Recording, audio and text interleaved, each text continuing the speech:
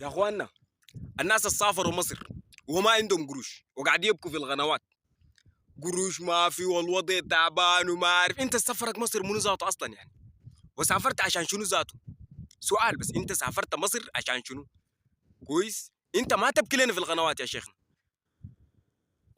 انا داير اعرف يا اخواننا، الزول اللي بيسافر مصر وما عنده قروش، انت سوداني متاكد من نفسك؟ لو انت سوداني معقوله في 17 ولايه بتاعت السودان انت ما عندك جذور؟ ما عندك جذور عديل كده في 17 ولايه ما عندك جذور؟ بس انتوا كلكم بس يعني الخرطوم دي اسره واحده ولا كيف يعني؟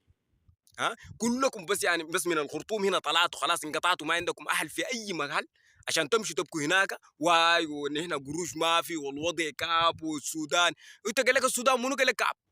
السودان دي ولايه واحده بس الخرطوم، الباقي كله كويس، الباقي كله كويس. وانت كسوداني كده يا اخوانا، ما معقوله انت سوداني من الخرطوم بس يعني ما عندك تاني في اطراف السودان دي كله ولا في الولايات بتاعت السودان دي كلها ما عندك اهل؟ طيب وقت ما عندك اهل انت تكون سوداني كيف يعني؟